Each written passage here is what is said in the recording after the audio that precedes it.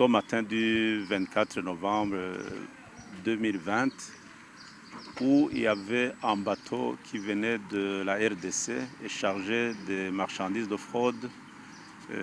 Vous avez vu les 858 pagnes qui ont été larguées sur le bord du lac Tanganyika en attendant un moyen de déplacement qui allait déplacer ces marchandises de fraude. La police ayant été avisée sur renseignement, s'est vite présentée à l'endroit où ils ont trouvé le lot de 858 pagnes.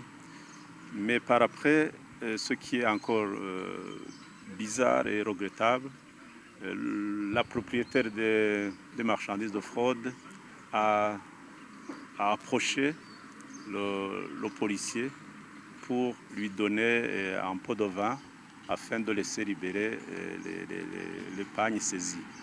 La police ayant compris le message des autorités, pour accepter de prendre ce pot de vin afin de dénoncer immédiatement la personne qui voulait le corrompre. C'est ainsi que cette personne a été saisie en flagrant délit où en montant d'1 million, ensemble avec les 858 pagnes sont saisis et la personne ainsi que ses co-auteurs sont incarcérés dans une prison ici à la zone de Kinindo où un dossier pénal est en train d'être rédigé par un policier qui a été nommé à cet effet. Le sort qui est réservé aux coupables, il y a deux dossiers qui sont différents. Il y a d'abord le dossier de fraude qui est traité au niveau de l'OBR.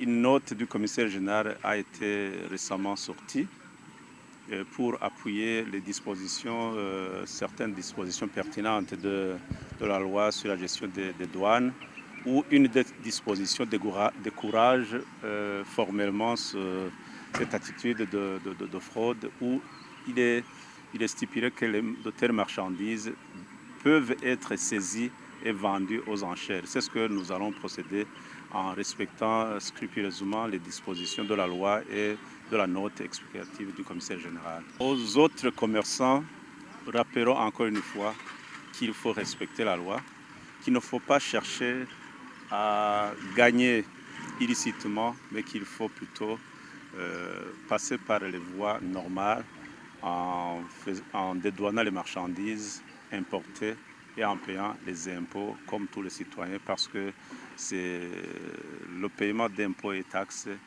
qui est à la base du développement de ce pays, comme n'ont jamais cessé de le souligner les autorités de ce pays.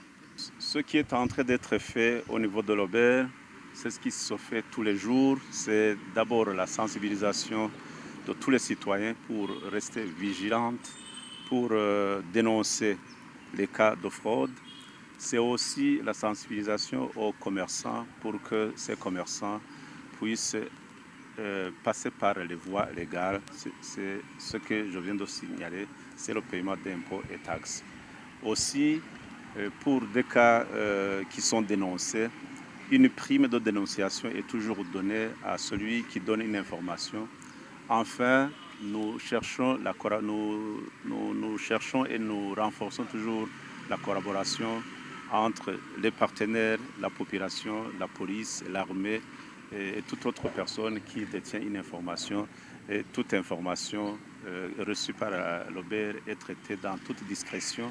Nous encourageons toute personne à donner l'information parce que l'information reçue est bien traitée. La personne, nous protégeons l'information pour que la personne qui dénonce ne soit pas aussi maltraitée par ces fraudeurs.